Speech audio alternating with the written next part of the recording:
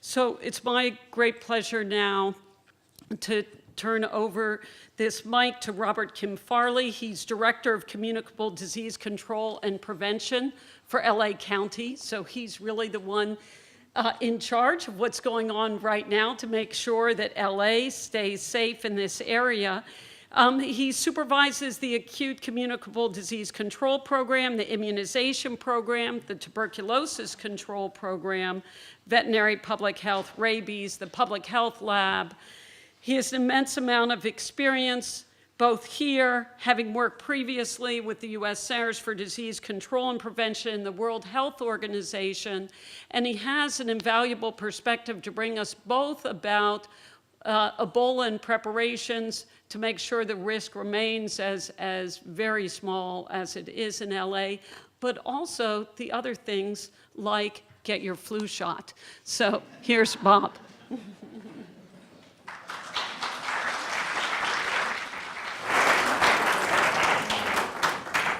Thank you very much, Dean Heyman. And it's really a pleasure for me to be here this evening with you. And I really want to appreciate Dean Heyman's framing of the Ebola situation within the context internationally of what is going on in terms of infectious disease and emerging infectious diseases. And to Dr. Annie Ramoyne, who very nicely did an Ebola 101 and fastest I've ever seen it done, and so complete that we've left us with all a good understanding of the disease. It is a fascinating disease, a very unforgiving virus, as we've learned. And then especially, I think that Nancy Iosi's ability to give us a real glimpse of what it's like on the front lines in West Africa today. And I think that what I'm going to try to do now is complement the previous speakers to be able to talk a bit about now what is happening domestically from both, if you will, the federal levels, the state level, specifically looking more at California, and at the local level of a local health department, specifically in Los Angeles County.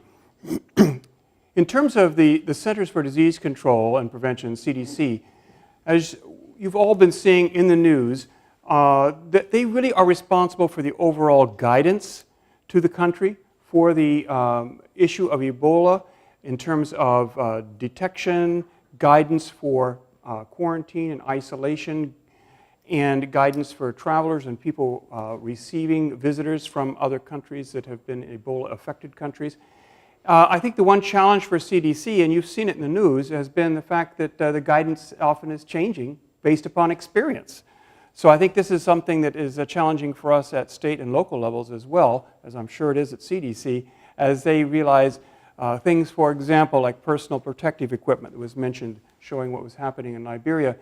As from the experiences that happened in Dallas, the CDC has elevated the type of personal protective equipment to be used as an enhanced personal protective equipment that goes beyond just the simple ones of contact precautions, droplet precautions, and now ensures that there is, in fact, no space covered on skin. You have a full suit, not a suit in which you have airborne transmission of, powered air purifying respirators or things like this, but you have face shields, you have respirator masks on those. So I think that that's one thing. They provide that guidance, and they're having to move with the situation as they learn it. I think also the issue of international travelers, you've seen that change too, from basically no screening being done to where first initially they were screening at 5 airports for the travelers coming in from the affected countries, the Liberia, Guinea, Sierra Leone. That still left about 6% of travelers that would come in through other mechanisms, through, let's say, a change in flight in Europe, coming into an airport domestically in the United States. The situation there, though, because of the wanting to capture all 100% as much as possible, or travelers coming in now from the 3 countries would all have to come into one of those 5 airports. And CDC's quarantine division is, in fact, screening all passengers from those countries. If someone actually had a fever and symptoms, they would be pulled off right away and isolated. If they are asymptomatic, then what's happening is that that name and address of where they're going to is being transmitted to the respective state that they are traveling onwards to, and that state in turn is working with a local health department to pass along that information so that then the local health department makes contact with that person, and depending upon the risk category, would institute from as much as quarantine to monitoring on a daily basis to self-monitoring with just reporting in. So I think that that's another thing that's changed. It's something that is just being put into place now, and so we're seeing as that plays out. State health departments, in turn, issue overall state guidance, usually based upon the guidance received from the Centers for Disease Control, and as you probably heard in the news locally, that the California Department of Public Health, Dr. Ron Chapman, the health officer for the state, issued a quarantine order yesterday. And so what that basically does is says that travelers that have had travel from these 3 affected countries and who have had contact with an Ebola patient would have to have a quarantine put into place according to the guidelines that the Centers for Disease Control has done in terms of risk categories. And so I think that that's something to keep in mind, that it's a nuanced approach. And each health department is going to have to, together with consultation with CDC in Atlanta or with the state health department as needed, decide on what would be their local order based upon the risk situation of the person who has traveled. So that there would be, in addition then to the overall health officer order for the state, the specific restrictions of travel that may be requested or the types of monitoring that must be done would be done on a local level with the person. So the local health departments then basically are working in the area of specifying what the order would be for quarantine. And again, if the person I should say at this stage, becomes a patient, that has become symptomatic, would be certainly then immediately put into isolation and evaluated, and if necessary, treated. So I wanted to first mention a couple things, because the words are out there, quarantine, isolation, sometimes being intermixed, if you will. What we do use the words for is isolation is done for someone who is sick, who is ill. And we put them, for treatment usually, in a place in which they are not going to infect other people. So sick person, isolated from others for the period of time in which they are communicable. Okay? Whereas quarantine is taking someone who is well, but has been exposed to someone who is sick, and keeping them with restricted motion, sometimes even at home or in a place of quarantine, for the period of the time of the incubation period of the disease, which we learned from Henry Remoyne was up to 21 days. So that's why you talk about a quarantine for 21 days after the last exposure. And if the person has not shown symptoms by that time, it means they are not going to come down with Ebola from that exposure. So again, isolation, sick people for the period of time of transmission, quarantine, well people for the period of time of the incubation of the disease.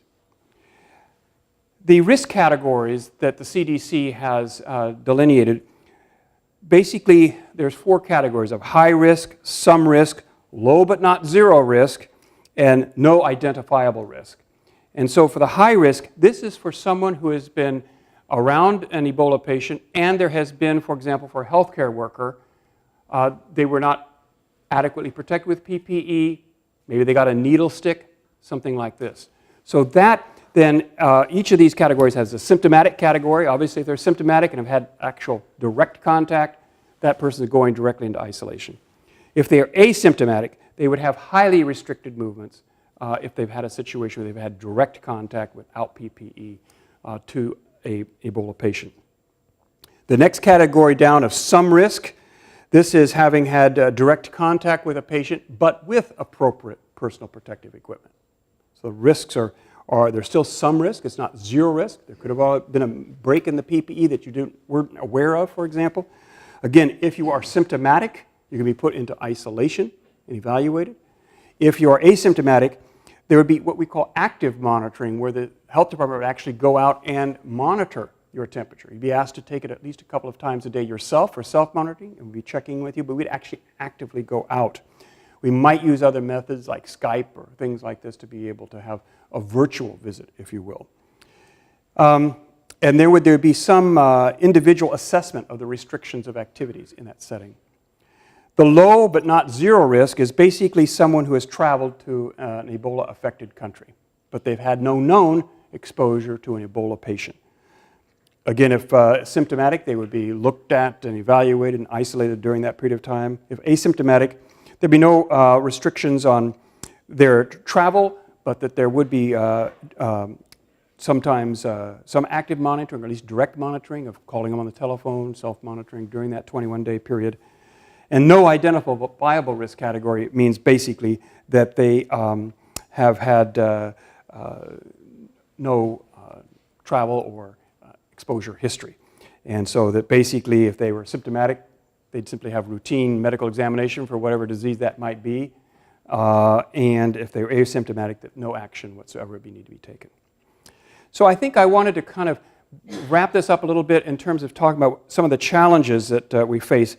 I think here, especially at the local level, and is being replicated in local health departments all over the country. And that is, this is not a simple public health department only activity. This is an interdisciplinary, interagency, interdepartmental preparedness activity that we're involved with. So we are working with and reaching out to, for example, the hospitals in the Los Angeles County, the physicians, the clinics, the urgent care centers. We've reached out to International Medical Corps, those who have persons that may be going overseas or returning, to make sure that they're aware of the actions and the reporting issues that are necessary. We're working with the coroner's office. You know, what if we have a Ebola patient? What if they die? Well, you just can't hand that body over to a usual funeral home here. If you look at the virus, you know, actually, interestingly enough, at the onset of symptoms, you actually may not even have detectable virus. You hear the issues about what we do in Ebola test. Well, actually, the public health laboratory here in Los Angeles County was one of the first 18 labs in the United States to be able to test for Ebola. And in fact, still remains the only one in California able to test for Ebola. And our instructions are, if we got something that you need to test, we talk with CDC and the state health department, we come to a conclusion on testing, because that specimen has to be split between the LA County Department of Public Health Lab and the Centers for Disease Control, because they will do a confirmatory testing. And if that test is negative, we actually will have another test done 72 hours later, because it's possible that the virus was at such low levels that it wasn't detectable. But that virus level, if it is a patient, continues to rise. In fact, it's at the highest level when they die. So that's why, again, handling a dead body becomes extremely important, done properly, either cremation or a sealed casket. We are working with the emergency medical services, the people who are going to go out and perhaps transport a patient to a medical center, to make sure that ambulance crews are well aware of what to do in this setting. 911 operators, to make sure that they're asking the right questions. So if they think someone actually has symptoms of Ebola and has a travel history of Ebola, they're calling the EMS agency, not just another, they're not going to just use the normal EMT, they'll call the specialized EMS unless there was a life-threatening illness. The guy was also having a major, massive stroke at the same time. We're working with the police department. They would have to be the ones that help us to enforce a quarantine if we had to do that. We're working with the airports. As you can imagine, we have many people coming in every day, and we'll be getting more and more coming from with actual named situation. And they'll get sometimes what will happen is you have a sick patient on the plane, and we need to have an opportunity and ability to be able to talk with the pilot, to be able to answer and ask some of these questions, so that we can avoid, diverting a plane on the tarmac if it's not needed. I mentioned earlier the challenges of changing guidance. We have to realize that we are going to be continually in that. We hopefully will get more and more refined and this become fairly fixed, but we all have to realize we are going to be in an era of change. Preparedness, we have to make sure that all hospitals are ready to receive a patient We never know where they may walk in. However, we are working with selected hospitals so that we can make sure that if we actually need to treat someone who is now determined to be an Ebola patient, that they would go to a tertiary care center that has good infectious disease staff on board, and an intensive care unit, proper isolation rooms, etc. There's also the importance to have the communications with the public to be able to tighter between an awareness versus an alarm. We don't want to be at the alarm panic mode, which I think we're kind of a little bit at these days. We need to tighter that down a little bit, that we don't want to go into complacency. This is not business as usual, but we have to be able to make sure that we communicate well the fact that we're prepared. Now, we're better prepared today than we were yesterday, and we'll be better prepared tomorrow than we are today. So, but that message has to get along. I think also the magnitude of the problem, Dean Heyman mentioned, again, we're going to have a lot more people dying of influenza in the United States, tens of thousands this year. We're going to have a lot more people hospitalized, hundreds of thousands this year due to influenza than we are going to have to Ebola. So that's the reality of it. So we need to make sure we're giving people the magnitude of diseases they really need to be worrying about in terms of people just walking in the street. And I think I'm going to close just by saying that the other challenge is that we are playing a catch-up game in West Africa. This is so well brought out by Nancy in her talk. This was in December, as Annie pointed out, was the first case in last year. By May and June, there were many people, Doctors Without Borders and others, I'm sure IMC as well, raising the alarm that there's something very serious going on here. But it actually wasn't until the 8th of August that the World Health Organization declared this a public health international emergency. So I think that we need to realize we have now over some 13,000 cases, almost 5,000 deaths. Probably as we speak, it's already gone over 5,000. And so the cat is out of the bag. We have a lot of work to do that would have been much easier to do containing when it was much smaller than we have now with Ebola in urbanized areas where it is spreading, and there's going to be, if we don't act, we have, as you probably have seen in the Morbidity and Mortality Weekly Report of the CDC, estimates that if you didn't do anything differently, you'd be over a million cases early next year. We are hopefully not going there, but unless we do mount this urgent international response, go to West Africa and help out, and again, applaud and recognize the sacrifices that our own healthcare workers are doing when they volunteer and go overseas. Make sure we give them the dignity and respect when they come back, try to make their entry back as seamless as we can, recognizing, again, there may be some controls necessary just for the protection of the population. Thank you very much.